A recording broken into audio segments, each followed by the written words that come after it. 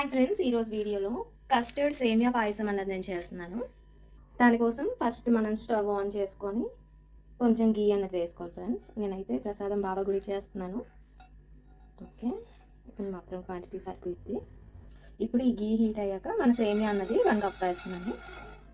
నీట్గా ఫ్రై చేసుకోవాలి. ఈ సేమియాలోనే కిస్మిస్, జీడిపప్పు అండ్ సన్ఫ్లవర్ సీడ్స్, ఇవి 3 డ్రై ఫ్రూట్స్ కూడా వేసుకొని ఫ్రై చేసేసుకుంటున్నాను. చూడండి, మన సేమియా అన్నది బాగా ఫ్రై అయిపోయింది. ఈ స్టేజ్లో ఉన్నప్పుడు నేను 1 గ్లాస్ మిల్క్ వేస్తున్నాను. ఈ 1 గ్లాస్ మిల్క్కి 1/2 గ్లాస్ వాటర్ వేసుకోండి. చూడండి ఫ్రెండ్స్, మన సేమియా అన్నది మరుగుతుంది. ఈ స్టేజ్లో నేను ఒక మిల్క్ పౌడర్ వేస్తున్నాను. ఇంట్లో ఉంది కాబట్టి వేస్తున్నాను. మీకు లేకపోతే స్కిప్ చేయొచ్చు. మన సేమియా అన్నది ఫుల్గా బాయిల్ అయిపోయింది. ఇప్పుడు మనం 1 కప్ షుగర్ అనేది వేస్తాం. 1 కప్ సేమియాకి 1 కప్ షుగర్ అనేది ఖచ్చితంగా వేసుకోవాలి. వేసి బాగా మిక్స్ చేసుకోవాలి.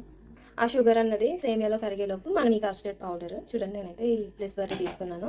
ఒక 2 స్పూన్స్ వరకు ఈ 1 కప్ మిల్క్లో వేసుకొని యాడ్ చేసుకొని మిక్స్ చేసుకొని ఉంచుకుంటాను. ఇలా డైరెక్ట్గా మన కస్టర్డ్ పౌడర్ వేసి మిక్స్ చేసేయడమే. ఇలా నీట్గా మిక్స్ చేసుకోవాలి.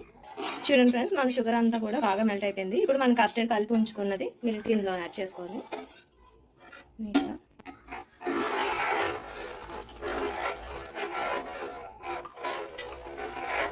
అలా చిక్కగా వస్తుంది అనమాట. మంచి డిజర్ట్లా వస్తుంది టేస్ట్.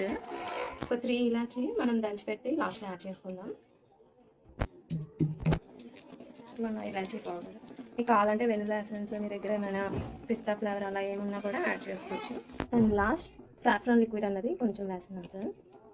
చూసారా ఫ్రెండ్స్, మంచి కలర్ అన్నది వచ్చింది. చల్లగా అయ్యాక ఇంకా కొంచెం ముద్దగా అవుతుంది. మనం స్టవ్ ఆఫ్ చేసి ఇంక తినేది.